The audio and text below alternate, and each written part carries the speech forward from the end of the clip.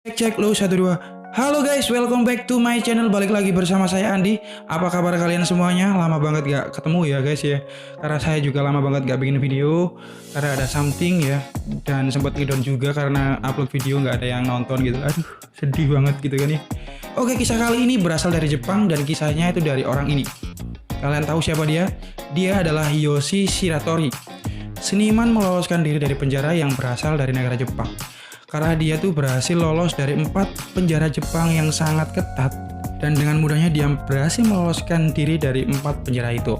Sampai-sampai kisah hidupnya itu diangkat di sebuah film pada tahun 2017 bernama Prison Break. Kalian yang tahu videonya cukup menarik kan ya? Dan kita akan ringkas ceritanya betapa kerennya kisah hidup Yoshi Shiratori ini.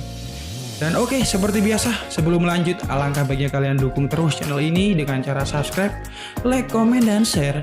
Dan jangan lupa juga aktifin tombol loncengnya, biar kalian gak ketinggalan updatean-updatean menarik dari channel ini gitu loh guys. Dan kalau kalian ingin menyapa saya, kalian bisa juga follow saya di Instagram, Twitter, Facebook, sembarang akun gue.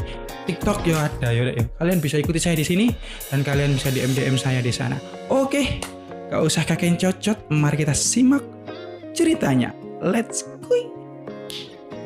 Awali hari-harimu dengan minum kopi. Yoshi Shiratori lahir di kota Aomori, Jepang pada tanggal 31 Juli 1907.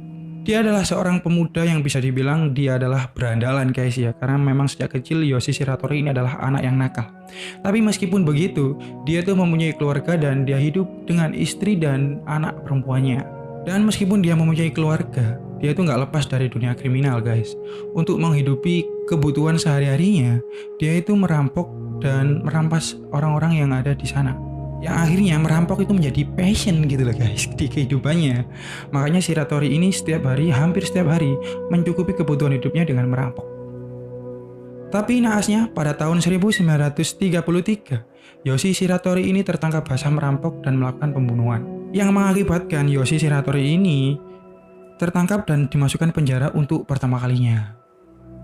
Inilah aksi pertama Shiratori meloloskan diri dari penjara Jepang, yaitu pada tahun 1936, 3 tahun setelah Shiratori tertangkap ya guys ya. Karena Shiratori ini sangat jengah kepada sipir penjaranya, karena setiap hari dia itu dipukuli oleh dia. Dia memikirkan gimana caranya kabur di penjara itu.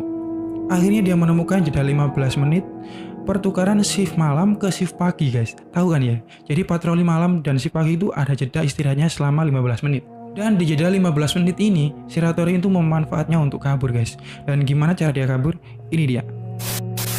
Dia memulai aksinya pada pukul 5 pagi, antara pergantian shift malam ke shift pagi. Dia membuka pintu selnya dengan kawat ember yang digunakan mandi tiap pagi gitu loh guys. Jadi setiap pagi Shiratori ini dipersilakan untuk mandi dan dibawakan ember berisi air. Kalian tahu kan, ember itu pasti ada kawatnya.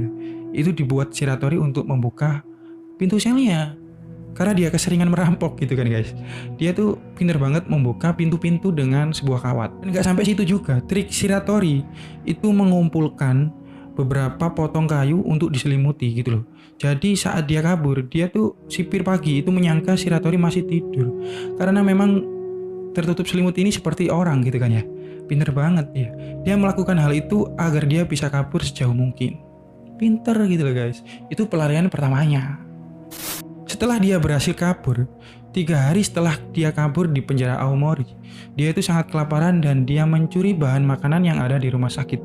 Tapi naasnya, apesnya, dia itu tertangkap di sana dan masuklah dia ke penjara untuk kedua kalinya. Karena kota Aomori sangat sibuk banget dengan Perang Dunia Kedua, yaitu pada tahun 1942, 6 tahun setelah pelarian pertamanya di kota Aomori. Akhirnya dia tuh dipindahkan di kota Akita. Dipindahkan penjara di kota Akita yang bernama Akita juga penjaranya. Dan penjara Akita ini tuh berkaca di penjara Aomori ya, yang gampang banget dibobol pintu selnya oleh Shiratori ini. Akhirnya Shiratori ini diborgol tangannya guys. Tangannya diborgol dan dia dikasih sel khusus 1 kali 1 meter dengan atap yang sangat tinggi dan dengan 2 jendela, 1 di pintu dan 2 di atas buat angin-angin gitu loh. Dan gak kekurangan akal, Shiratori ini sangat jenius banget ya guys. Dia itu membuka borgolnya dengan kawat ember yang dipakainya mandi setiap hari, seperti di kota Aomori. Dan karena selnya ini khusus ya guys ya, dia itu nggak bisa kabur dengan membuka sel pintunya karena memang cukup ketat guys pengawasannya. Dan gimana dia itu kabur? Dia itu membuat obeng kecil untuk membuka baut yang ada di jendela atas. Dan setiap malam dia itu melonggarkan bautnya perlahan-perlahan untuk membuka jendelanya itu. Dan setelah beberapa bulan, jendelanya terbuka dan borgolnya kebuka. Dan Shiratori ini pada 15 Juni 1942, dia kabur dari penjara Akita. Keren kan ya? Dan juga ada sebuah cerita di penjara Akita dia itu. Karena seringnya dia itu digebukin oleh para sipir. Ada salah satu kepala sipir yang sayang banget gitu loh sama Shiratori ini. Dan setiap hari dia mengecek keadaan Shiratori gimana, mengasih makan gitu loh kepada Shiratori yang bernama Kobayashi. Setelah 3 bulan kaburnya Shiratori ini, dia kangen banget sama yang namanya Kobayashi ini, kepala sipir penjara di kota Akita. Akhirnya dia memutuskan untuk ke rumah si Kobayashi ini. Dan pasti kaget dong ya Kobayashi, loh ini kan Shiratori, napi yang kabur 3 bulan lalu gitu kan ya. Lalu diajaklah Shiratori ini makan di rumahnya Kobayashi ini. Dijamu dengan beberapa makanan dan memang berbincang-bincang pendek ya, menceritakan gimana kejamnya di kota Akita, penjara di kota Akita. Namun setelah Shiratori ini izin untuk ke kamar mandi, akhirnya Kobayashi ini berkhianat kepada Shiratori, yang akhirnya mengakibatkan Shiratori ini tertangkap untuk ketiga kalinya. Dan inilah pelarian Shiratori ketiga kalinya. Pada tahun 1943 akhirnya Shiratori dipenjara di sebuah kota Hokkaido, dan dia dipenjara di penjara yang bernama Abashiri namanya. Dan di situ terkenal sangat ketat banget dan gak ada orang yang bisa keluar hidup-hidup karena memang penjaranya berada di tengah hutan Hokkaido yang suhunya sangat dingin dan dihuni beberapa beruang kutub di sana. Namun setelah Yoshi Shiratori ini dipindahkan di sana, perlakuan sipir kepadanya itu justru lebih parah lagi gitu loh. Yang membuat dia itu akhirnya depresi dan menyerang beberapa kali sipir penjara dan beberapa kali juga berusaha untuk kabur dan akhirnya dia gagal gitu loh. Dan dia akhirnya bersumpah bahwasanya dia bakalan keluar dari penjara Abashiri itu. Dia di penjara di Abashiri itu borgolnya itu borgol yang nggak bisa dibuka guys. Jadi borgolnya itu nggak ada lubang kuncinya. Karena mereka pihak penjara Abashiri itu berkaca kepada keahlian dari si Shiratori ini. Karena dia itu pinter banget membuka borgol dan membuka pintu sel. Akhirnya dia itu diborgol kaki dan tangannya dan itu nggak bisa dibuka. Bisa dibuka oleh seorang pandai besi aja. Dan itu memang benar-benar nggak bisa dibuka borgol di tangan dan di kakinya Shiratori. Dan dia pun ditempatkan di sel khusus ya, sampai-sampai untuk mengambil makanannya Shiratori ini harus merangkak seperti anjing. Kasihan kan ya. Nah karena di Hokkaido itu suhunya minus 5 derajat atau sangat dingin banget ya. Para napi di sana itu diberi minuman dan makanan berupa sup miso. Kalian tahu kan ya sup miso? Kuah itu cuma kuah gitu loh guys ya. Jadi setiap napi itu diberikan ini.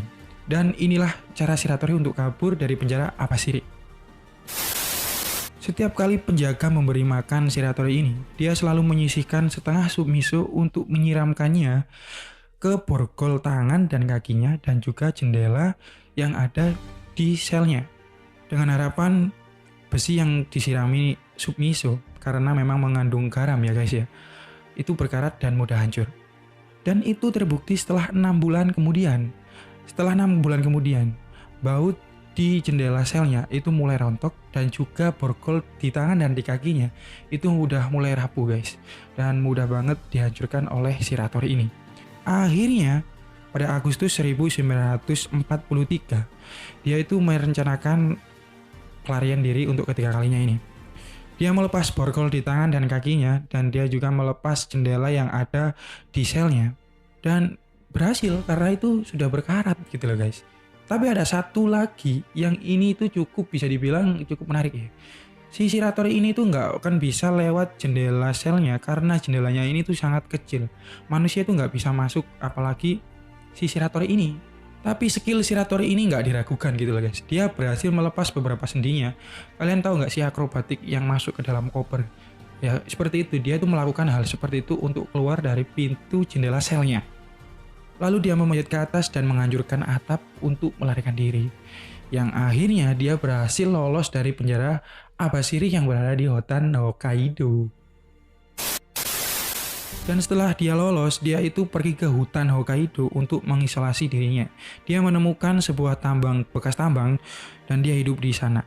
Dia hidup seperti cara beruang hidup. Dia mencari makan di pinggiran sungai, mencari kelinci, mencari apapun lah, mencari kepiting untuk bisa dimakan dan untuk bisa bertahan hidup. Dan kenapa Shiratori ini nggak dicari oleh para sipir dan para kepolisian? Karena yang keluar dari hutan Hokkaido itu cukup bisa dibilang nggak ada. Karena di sana itu banyak beruang dan suhu di sana sangat dingin. Jadi mereka berpikir mungkin Shiratori mati. 2 tahun nggak dicari mungkin dia udah mati gitu kan guys ya. Dan setelah 2 tahun masa isolasinya itu dia tuh bosen banget. 2 tahun di sini aja tuh bosen gitu kan ya. Dia akhirnya turun ke pemukiman terdekat di kota Hokkaido. Dan dia pun kaget kenapa banyak bule Amerika di kota Hokkaido ini. Yang akhirnya itu membuat dia ingin sekali membaca berita-berita di koran yang ada di beberapa tempat di Hokkaido. Dia membaca koran dan ternyata Jepang ini kalah dengan sekutu yang mengakibatkan Jepang ini runtuh ke tangan sekutu gitu loh guys. Dan pada tahun 1945 itu telah terjadi pengeboman Hiroshima dan Nagasaki. Dan itu tepat di mana Shiratori turun ke pemukiman Hokkaido terdekat. Dan ini membuat Shiratori itu berpikir, wah mungkin ini udah jadi kesempatan saya untuk pulang ke rumah. Karena kepolisian Jepang itu nggak mungkin mencari saya lagi. Soalnya memang sudah lama kejadian saya kabur dan mungkin Jepang ini juga udah nggak ngurusin Shiratori gitu loh guys. Jadi Shiratori memberanikan diri untuk pulang ke kotanya, ke Aomori. Setelah beberapa hari perjalanan dia pulang ke kota Aomori, dia sampai ke kota Sapporo.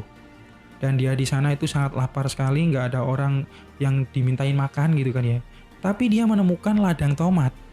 Nah, dia di sini berinisiatif untuk makan tomat di ladang itu. Tapi apesnya, petani tomat itu meneriakinya maling dan akhirnya terjadilah baku hantam antara si Shiratori dengan pemilik ladang itu.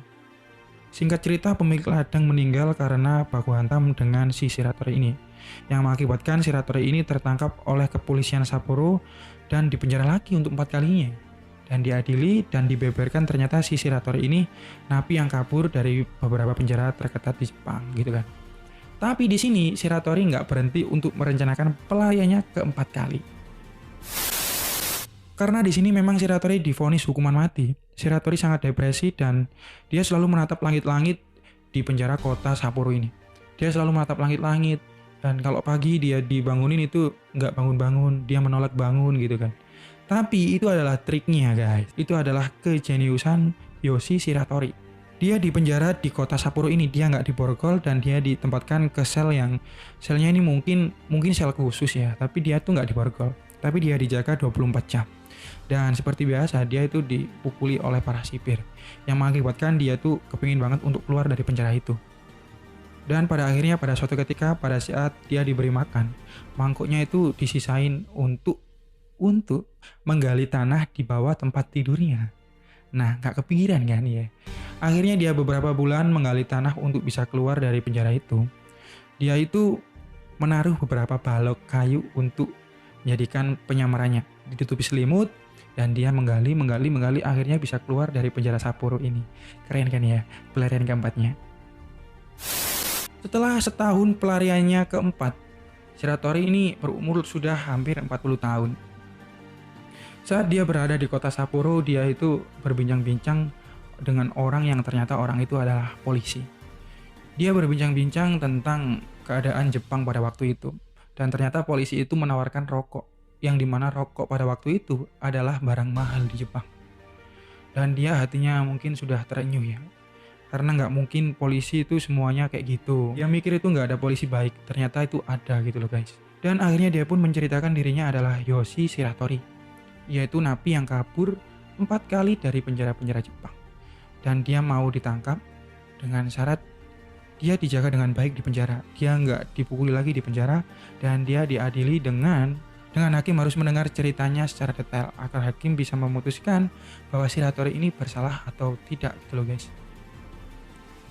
Dan akhirnya Shiratori menyerahkan diri untuk kelima kalinya, tapi dia itu untuk saat ini dia nggak merencanakan kabur-kaburan lagi guys.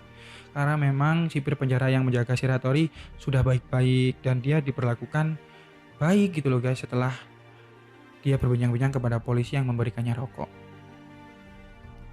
Dan pada tahun 1961 akhirnya pun dia dibebaskan dan dia menjadi orang yang benar-benar bebas untuk kali ini. Dan akhirnya Shiratori pulang ke kota Aomori untuk melihat istrinya dan anak-anaknya. Dan itulah guys cerita dari Yoshi Shiratori, seorang seniman kabur dari penjara yang berasal dari kota Jepang. Sampai-sampai dia tuh dibikinin museum di kota Abashiri, di penjara Abashiri guys.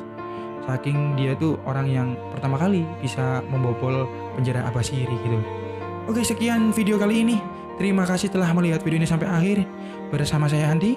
Sampai jumpa di next video. Dadah.